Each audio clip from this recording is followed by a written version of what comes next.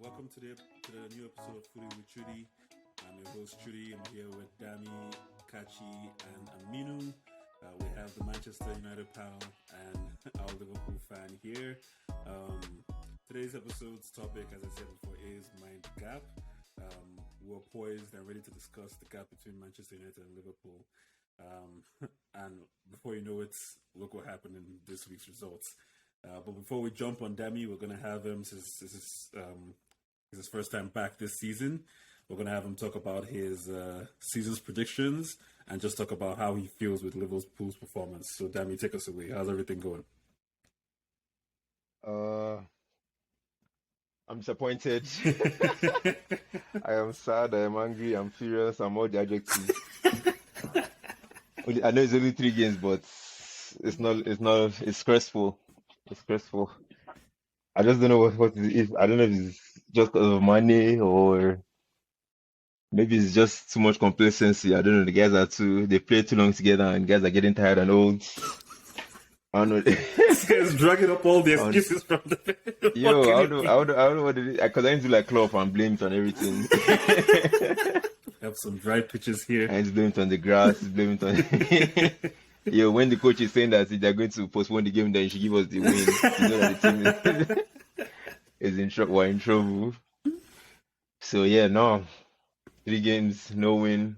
Our first loss in 2022 in Premier League. I don't know where to start from. Yeah, Van Dijk. Wait, hold on. Man, start with your predictions. Okay, my predictions. Yes. All right, yeah. Before we go into today's news. Yeah. So I'll start my let me get Champions League and all that stuff out there before we get to top 4. So I have Bayern winning Champions League. Okay. Just cause I don't know, they have too much dangerous weapons. Premier League highest goal scorer, I have Harry Kane. Okay. Player of the season, Heung-min Son. And then World Cup, I have Messi and his boys. Okay. Yeah. All right. So top 4. My top 4 in the mud already. I got Liverpool first, Man City, Tottenham, Arsenal. Okay. Relegation candidates. Lord help us. Relegation candidates, even this one self might be in the mud. Nottingham Forest, Fulham, Southampton. Nottingham Forest have bought all the have-been players and the assembling team. They spent 150 mil apparently. Yeah. This summer. We'll see if it's worth it. Fulham regular candidates. Southampton, I don't know. They've been teetering for the past 2 seasons. Everyone thinks it's their final time, eh? So maybe we'll see.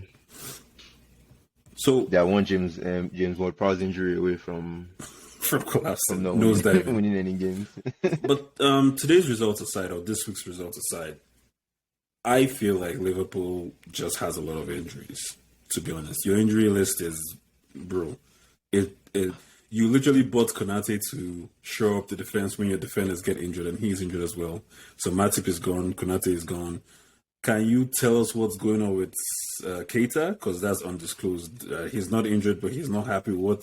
Klopp is not picking him. Yeah, Keita's, I think, is, from what I understand, just what I've read, it looks like it's money disputes. Okay. Because contract disputes. They're not able to agree on a figure. Wow. So I don't know the full picture of the tension that's been there, but from what I understood, it stems from contract disagreements. Is it time to renew? Is he in his final year? I think it's either this season or next season. Okay. I think it's end of next season they're supposed to expire. So they want to lock it in for this season as normal 18 months before, right? So they've no reached agreement on fee. I don't know why that's affecting him being selected or whatnot. Yeah. I'm not sure what else is happening. Wow. Kachi, do you want to give us your view on what you think is going on with Liverpool? Do you think they can still make top 4 realistically? I think they can, but I think they need to come around soon. Like literally, they have to start putting points on the board.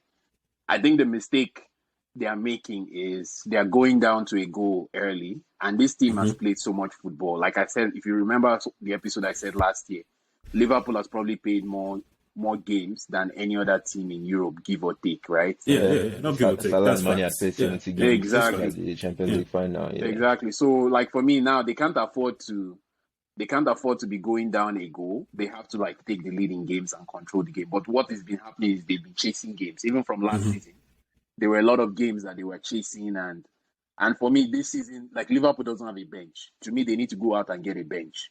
Get guys from But champion. that's where the injuries are affecting. Exactly. rotation So go to against- championship, use all those your scouts you're using where you sign Trent and all those hungry guys from the championship or some second division team. Hey, Trent's an academy. He's an academy player. product. Thank you very much. Trends Academy. Academy, right? But go and sign guys, right? Because they need bodies in there, like guys that can plug the hole. How much money we get? But to me, I'm sorry, Gillette and Heat cannot say they are not making money off the club. All these big billionaires, I don't feel sorry for billionaires, bro. They can make the money. they make that money. They make that. So these guys can go and pay for players. And Liverpool has probably the best scouting team in the league. So they can't tell me they don't have at least 5 guys that they can lock in. On the back burner, yeah. That they can literally go to right now and be like, yo, are you ready to sign? How much you want? We'll pay you.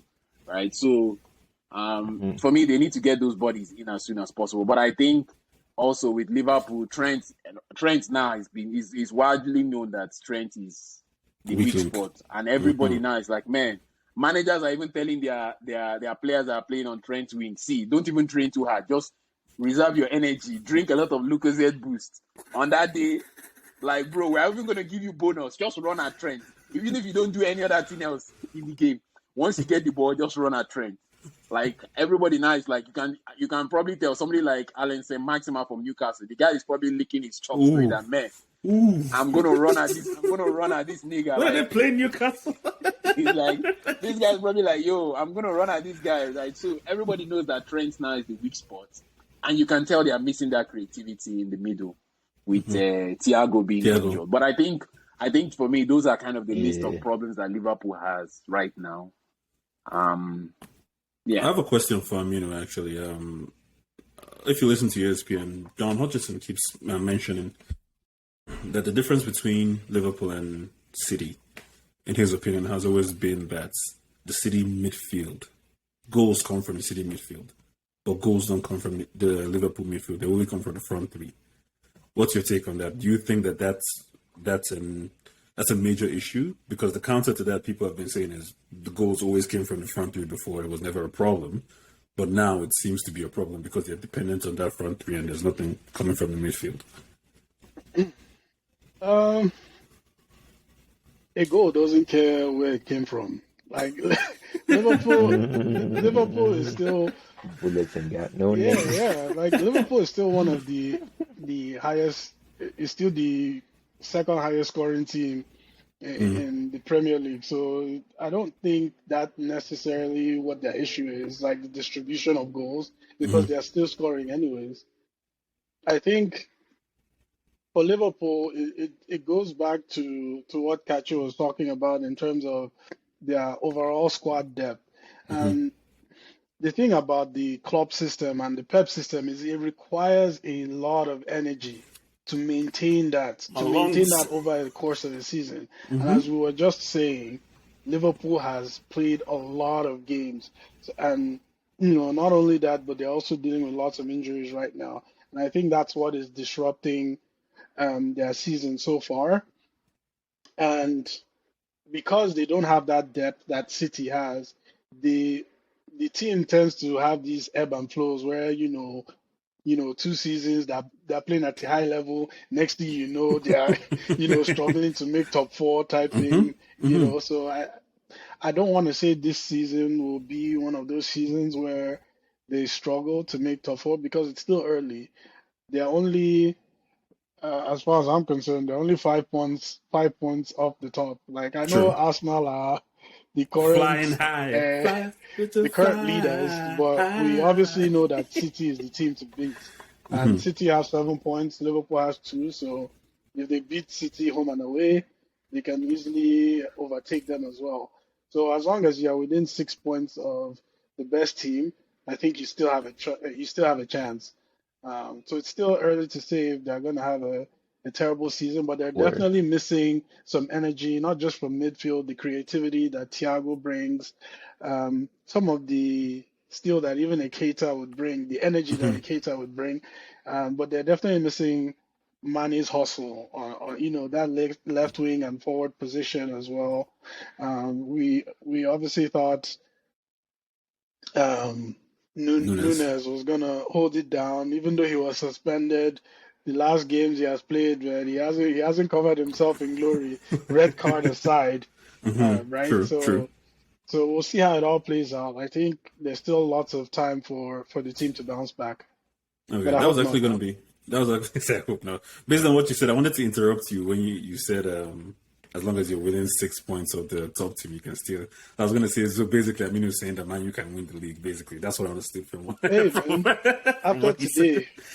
today, I'm not getting carried away. Like until I see like a proper like 5-6 game win streak. Like this team can easily go and lay an egg against Southampton this weekend. So I'm not getting carried away, but it was a great win today for sure.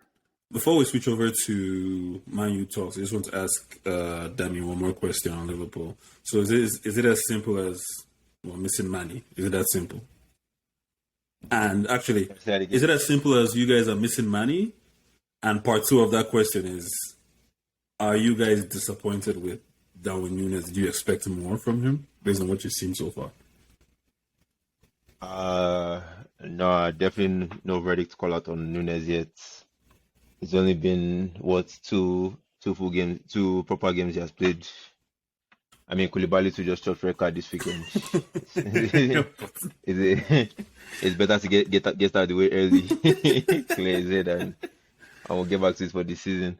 And let's not forget, World Cup is going to change the picture of the season. Yes, yeah, that's true. That's true. Eventually too. So yeah, I mean, I guess it's just Liverpool fans being spoiled. We're not used to, but we're not used to this kind of form You in a guys are long used to the time. good life, man. You're like, what is this? Two draws and a loss is not exactly end of the world, but yeah, something just looks off. Like today against Man United, it was like they were trying to put something together for like 3 minutes, try and get, and then it's just further, and yeah, could be early season jitters. Who knows? Like again, 3 games is too early to. By game 10, We should know. we can start. If we're only carrying like 3 or 4 wins out of 10, then yeesh. I'll be honest. But yeah, As a Liverpool sympathizer, after watching Núñez, honestly, after watching Núñez, he doesn't really fill me with confidence. I like that tattoo. Yeah, his first touch is suspect. He can't really travel or carry or drive with the ball. He's basically like, if I don't shoot with this one touch, it's a turnover. He doesn't really, you know what I'm saying? He doesn't control the ball, He doesn't hold hit up the ball. play. He doesn't do that. He's like, bro, I'm hitting the ball. If it's not a shot, they're taking the ball from me to carry. So I'm kind of iffy about that, but hopefully he improves. Maybe this 3-game ban, they'll teach him how to do something. if you just give Suarez a job and bring Suarez, come on, coach him. How to control the ball. All right, better switch gears now to Man U. It is the main topic. This win aside, I feel like where everybody knows that we are still big picture. We're miles away from where we want to be. I want to ask each of you what you think. I want to ask each of you what The you think viewers, our I'm covering my problem face in is. shame as they talk about United. I want to ask each of you what you think our problem is. Kachi, 2 minutes. What we think our problem is, I've said it several times. Maguire is one of our problems. Maguire and Shaw. Like Maguire, Yo, the kind of things I've seen on Twitter about Maguire and Shaw, and they didn't play today. like literally, man, these guys are what you call bad belly in Nigerian terminology. Like Maguire is like literally, even Daher today is like Daher felt confident even giving ball to the centre back. Yes. That's how happy he was. It was like when Maguire is there, Maguire would rather kick it for corner kick or throw it. I'm trying. I'm sorry, Maguire needs Let to everybody stay there. reset. Let the team reset. Exactly. Like get your spot in the team based on form. Like so for me, the problem with Man U, first of all, we don't have defensive midfielders. Obviously, Casemiro coming in, that's one problem. So we also need another second defensive midfielder. To me, I always say it. Scott McTominay hides a lot in games. So my guy is like Carling Cup player. He's not a league player. we definitely need a forward. I'm sorry, Ronaldo is not the long-term solution. I expect Ronaldo to leave within the next few days before the window closes. We still need a forward. Really? I expect what I'm hearing. The rumors I'm hearing is that my guy is going to leave. Either he's going to. Even with Casemiro's arrival, which by the way pisses me the F off. Yeah, I have a feeling. What I'm hearing is that the guy wants to they should Kukuma just cancel his contract. Like the guy wants to go so bad, right? So you think he's gonna still leave even if we get Anthony and Gap? Is it Gakpo? No. I honestly think Ronaldo wants to go. Like the guy has made his intention known, and I think he's that desperate to go that my guy is ready to be like, yo, just void my contract. But go to where? I don't know. He wants to go to the Champions Clearly, League, him and his agent must be cooking up something because there's no way. Because the guy said I'm going to do an interview in 2 weeks, so clearly my guy must know something we don't know. He's trying to do like LeBron, eh? LeBron was going to Miami, taking my time. The announcement.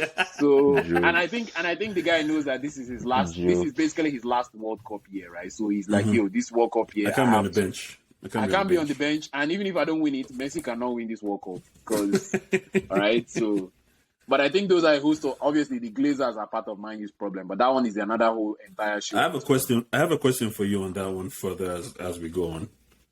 So just hold that thought. So, I mean, what do you think our main problem is? Yeah, I mean, Kachi already mentioned like the biggest problem. Like Maguire for sure. Depending on how the team is set up and wants to play, like it's hard to play with a slow center back. Like playing a high line with a slow center back is suicide. And for some reason, Maguire is always on the other side of the pitch. So other players have to cover for him. And then that just throws off the whole defense. And then sometimes you see goals that we concede that you would say, oh, it was Martinez's fault or it was this other person's fault. But everybody is compensating for Maguire's absence, like you know, when he's up the pitch. So I think he's definitely one of the major problems, and I hope Chelsea will do the right thing and save their season and come and sign Maguire. If that's probably the randomest hilarious. Transfer. We just hope it's true. Just 10 million. Chelsea, 10 million. nothing. Take him. 10 million. Take him. him. You know what? We'll pay them. You must take 70%. Wow. We'll pay them 10 million to take Maguire. And then That's the Shaw joke. thing, I don't think Shaw is actually that bad. I just think he's out of form and he's not motivated. So now that he's on the bench, and Malaysia is starting games and playing well, I think it will motivate him to get back to working hard and going back to his best, because Malaysia is playing well, but I still believe Shaw is probably the better player there. It's just that he needs to be pushed. No, no. We've given this guy too much time. Try. We've given him too he much needs time. to be pushed. How long has we had him? 6-7 years? If you add up all the games he has had form for that, it hasn't been up to a year, man.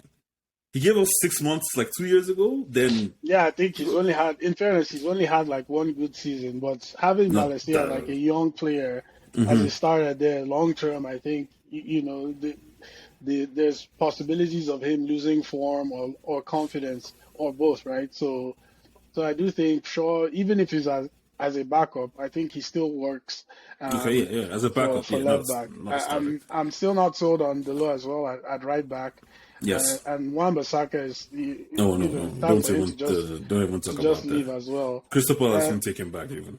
They won't take him back. Yeah, definitely. He won't take him back. And obviously, in the front line, we need more forwards. Ronaldo definitely is not long term.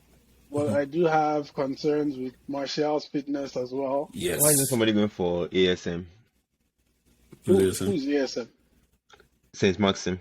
I don't think he's gonna go. I don't think he's gonna go anywhere with the Newcastle's rejuvenation. I don't think. I guess Newcastle don't need money. Yeah, that's true. Sure. If Newcastle had not been bought, I think he would have gone. But I think with how Newcastle is going, ain't nobody touching that. But he's also like an up and down player. Like, the game against City was probably one of the best games I've seen him play, period. Like usually the second half is the epitome of St. Maximin. Like the first half he was on another level for like 60 minutes, but towards the midpoint of the second half he reverted back to his old self, like just dribbling for the sake of dribbling and doing wayward passes, no end product. But under the right coaching, he can be refined. Yeah, don't worry. Eddie Howe is there.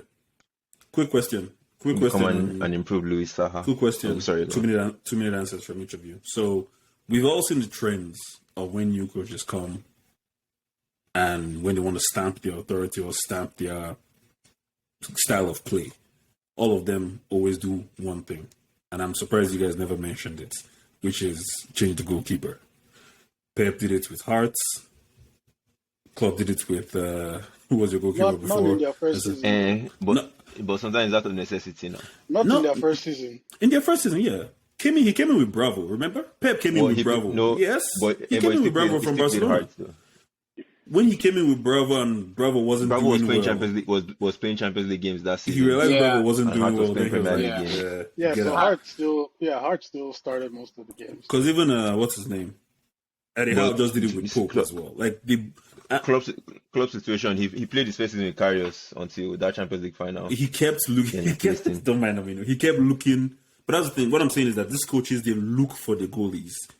Because even Tuchel did it with Mendy. Because they did it with Mendy that's too. The starting point of the exactly. Team. That's be your person that you're most confident. That's where I'm going. When you're playing out from the back, your keeper is the starting point.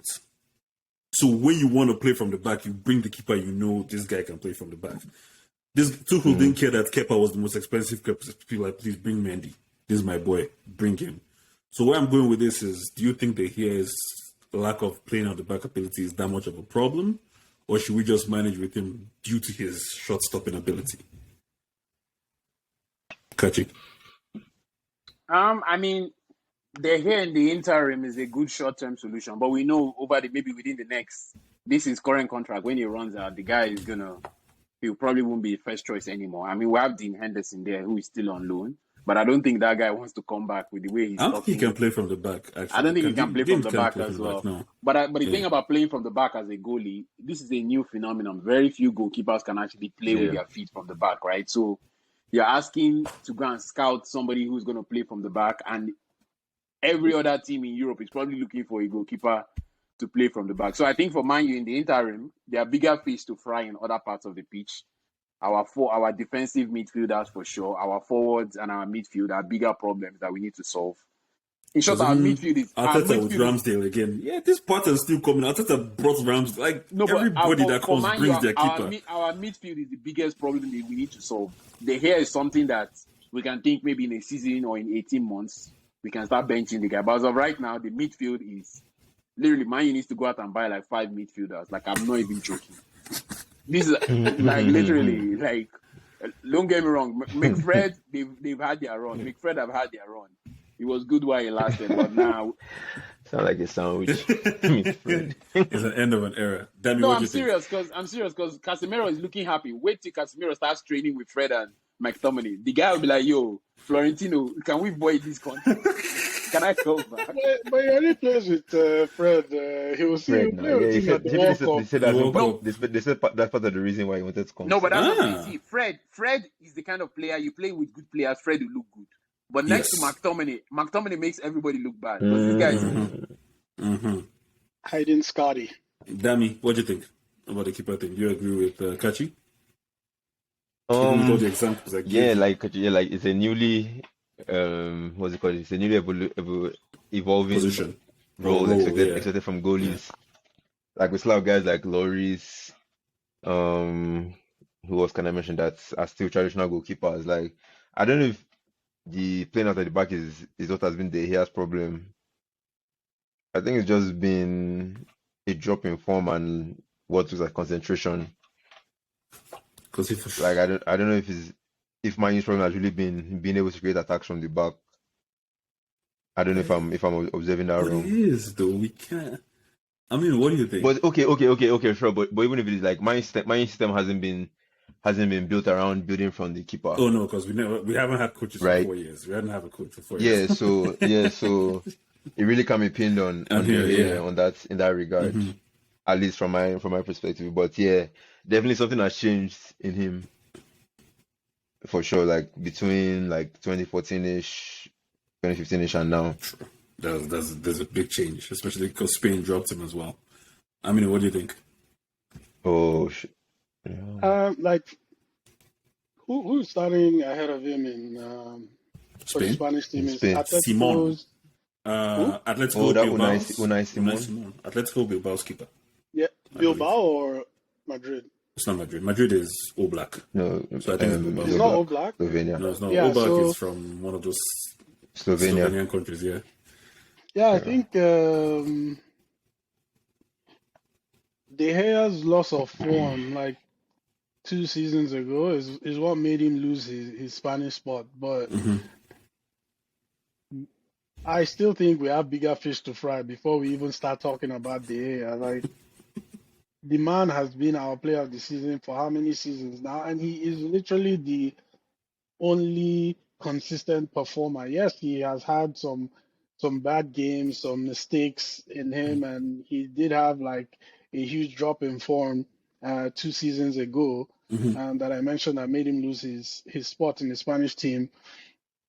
But ultimately, I still think he is good enough for you to build a winning team around, right? He is far from, he brings so much with other facets of his game that you can overlook like his lack of ability on the ball and maybe in crosses and things like that. I think he's a little better with crosses now. Yeah, But much better. with Varane in there, maybe he will have a little more protection in set pieces than before. So definitely bigger fish to fry. I'm definitely fine with De Gea. The idea that you need a ball playing keeper to win is just one of the changes one of the gifts that we got from Pep in the Premier League. But beyond that, many title winning teams have been built around keepers that weren't ball playing keepers. Okay. So now it's good time to say what I was going to say with Kachi. Could you explain to people why you believe the Glazers is such a problem? If you remember on the chats, I said personally I think they're a problem because they don't hire football people. I don't personally, them taking all the money they take from Man U it's not really an issue for me because they pay a lot of money in transfer markets. You know what I mean? It would be an issue if they weren't spending a lot of money in the transfer market. So you could say, okay, they're hoarding all of Man U's money, but they're taking money from the club, but they're spending £1 billion in the transfer market. So, you know what I'm saying? How does that translate to the hate they get? Gotcha. So I'll tell you, with the Glazers, there are two things. So on the financial side, right?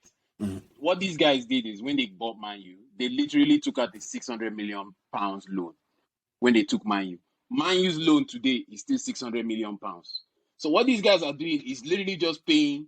Imagine getting a credit card and you're just paying the bare interest, and then $10. even Sounds familiar. and then and you're just paying the interest. And then not only are they doing that with the revenue Man U is generating, because Man U generates revenue with our huge fan base, especially in Asia.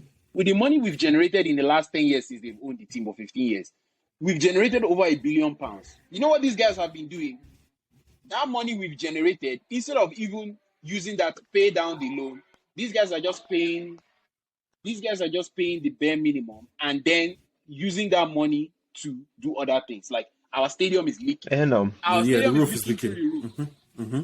Roof is leaking in. because only two things can happen. If the team goes bankrupt, then they'll be rescued, or if they sell the team, the new owner will assume the debt. So but the principal is not a problem. but so to them it's like these guys don't care about paying down the principal, number one.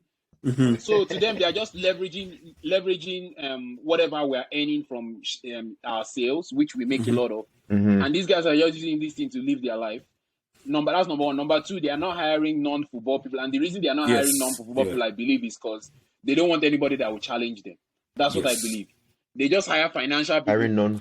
Yeah, So they're not hiring hiring yes. because I get you. Because a football person, when you enter there, like a football person, when you enter there and they're not giving you what you want, they're not giving you the players, you're frustrated and you're going to let them know, right? But a finance person, Right, That's all they right. look Ralph. at is exactly. But Numbers. Fire a you. finance person will look at the books and The say, books are okay, like, we're good. yeah, we're making sales, so things are good, right? And that's the thing, and that's why these guys will never want to bring in, like, that's why they loved Ole, because to them Ole was the best of both worlds. Ole appealed to the heart of the fans, the heartstrings of the fans, but Ole was very passive. Ole will probably go to meetings and sit there and just not say yes sir, and do what they wanted, right? These guys can never hire Conte, because Antonio Conte will probably enter inside the boardroom and be throwing punches at the guys. Like, this guy is not like like, you get what I mean? So that's the thing with the Glazers, right? And to me, it's done intentionally, right? Because they cannot tell me that they are not hearing what the fans are saying. They are, right? The fans that protested today, I think the count was almost 10,000 fans. Almost 10,000 fans are protesting. And I honestly see these protests continuing for the rest of the season, right? Because these guys have to be shape up. How can the stadium be leaking? Fans will go to the game. It will be raining. Fans will be wet, whereas They're getting rained on. they're underneath the shade. Like, where does that happen? Like, it's not like we're a championship team or we're all these fourth division English teams that have plumbers that play for them, that you say, okay, at least we The don't have plumber money. is the one on the field. He's the striker. Exactly. That's what it's done. Exactly. So it's like, it's sad. It's sad. Oh my goodness. So it's unacceptable, right? For me, with the Glazers, these guys have to go. But I know for you to make them go, it's not going to be a one-day protest. Like with Liverpool, we learned with Hicks and Gillette. The protest has to be ongoing. You have to have a movement behind it. You have to be willing to walk out of games. You have to be willing to not renew your season tickets to be able to achieve your goal. Aminu. Yeah, on the point about the investment in the team, I feel like it has only been in like maybe the last four years or so that they actually really invested properly in the team, and most of that investment is due to the revenue that the team is generating anyways. It's not like they are investing their own money. The main issue, like Kachi already mentioned, is that they view the club as a means of generating personal wealth for themselves, as opposed to wanting to build something. Like, look at Abramovich, look at Sheikh Mansour, like all those guys, they actually wanted to build some footballing legacy. They hired footballing guys and they wanted to build title winning teams. With the Glazers, as long as the money is coming in, they are not interested in winning anything. Like, if you offer those guys top four for the rest of their life, they will gladly jump on that deal. For a club like Manchester United, that is unacceptable. And that is the change that we want to see. Like, hire people that aren't just about the money. Like, kudos to Woodward. I wanted to say dearly departed, but somewhere doesn't live in Manchester United. Doesn't live in Manchester. Dearly departed. No, he doesn't. Like, the guy doesn't live in Manchester. Oh, he packed his bag. Yeah, like, kudos to him for that Chevrolet deal. Like, I think people got fired in Chevrolet for that seven-year deal that they gave Man U. Like, that's the kind of thing the Glazers were like, Woodward. You're our guy, and that's why he stayed so long. And now after he left, they let his twin brother assume his old position. So it's like nothing has changed. It's the same thing. Accountants running a football club instead of football men and winners and people that actually want to build football legacy, running the team with knowledge, right? And, with all my gripes with, all the managers that we've had recently, they all say the same thing. Like, which manager outside of Ole has nice things to say about Manchester United? Which manager? Maybe Moyes, because not even Moyes. Moyes is bitter that they didn't give him time. Yeah. They didn't give him time. They didn't give him money. Neville is on Sky Sports saying Glazers out.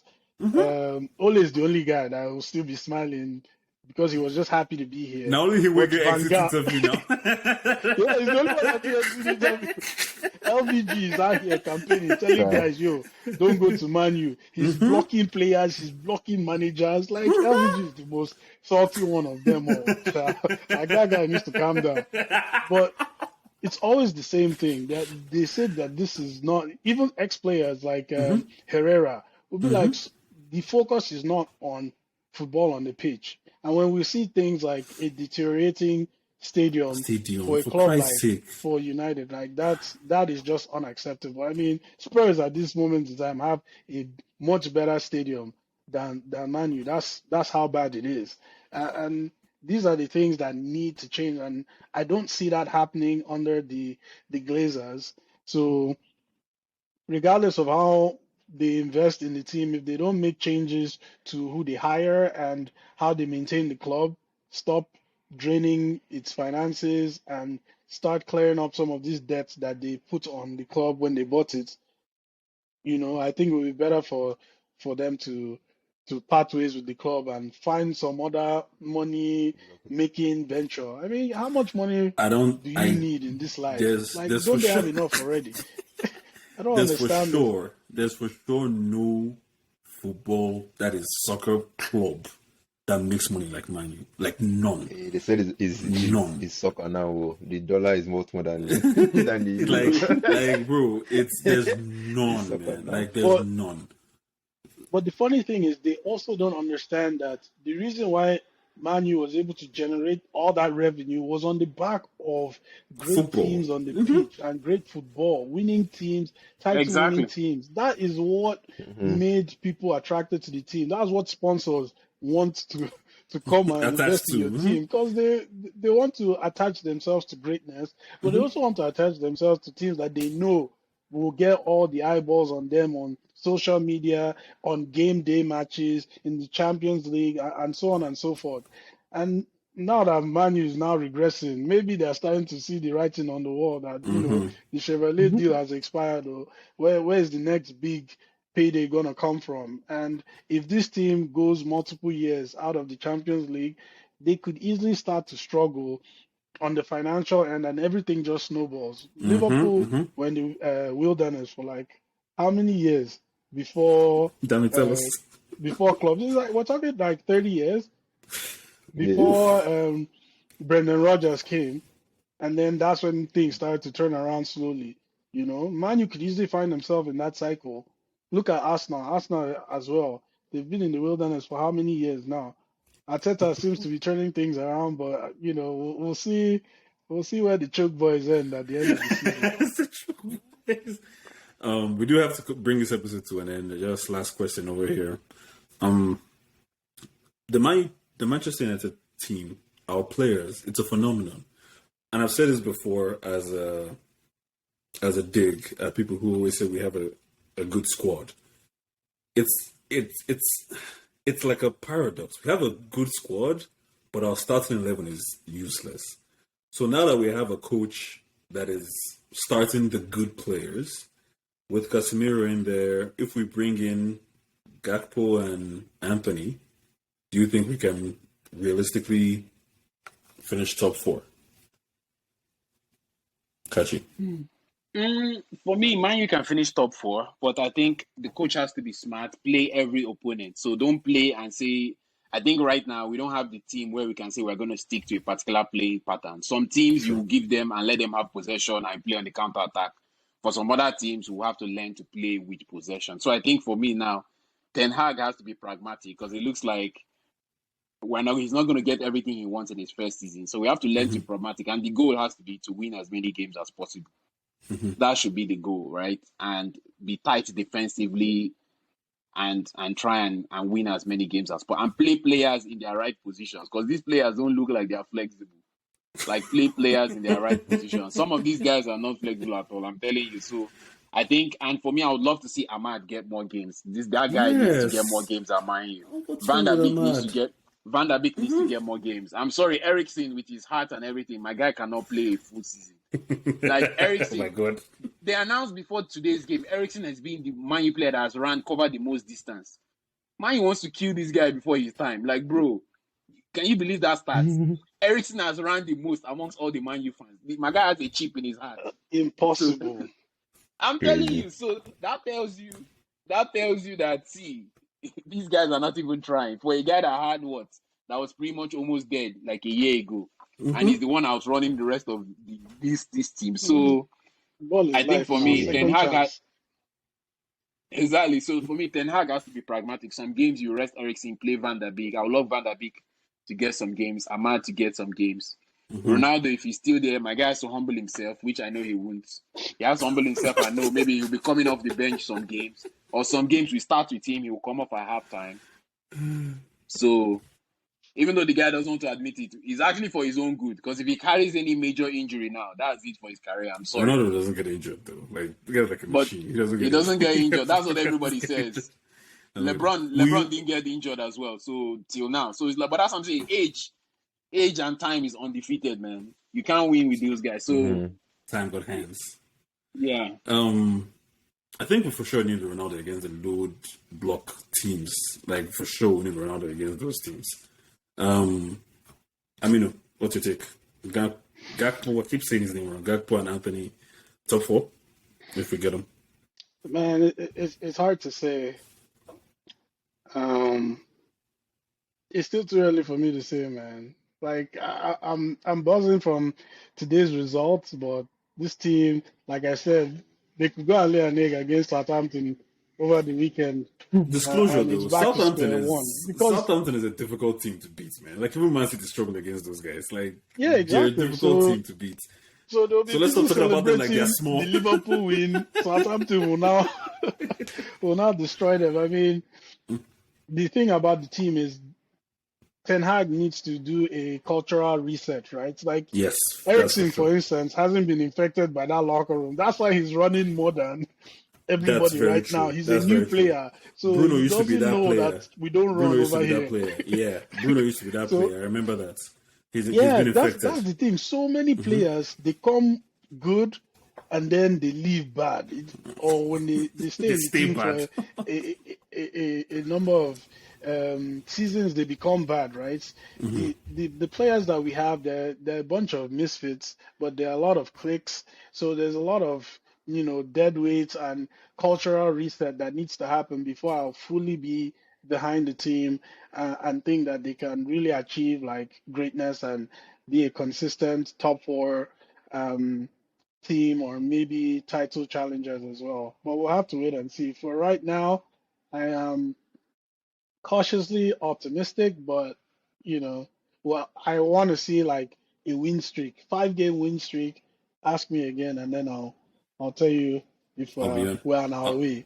I'll be honest, I'm such a pessimist. You remember Uli had 12-game win streak. Like, bro, there's no amount of win streak that was it a win streak or it was unbeaten streak? We didn't. I think out of that we drew like 2. Between November and March, I think we won everything and drew like 2. Then when we started losing, we started losing. We were struggling for that W. Dami, last word. Liverpool and Man U top 4.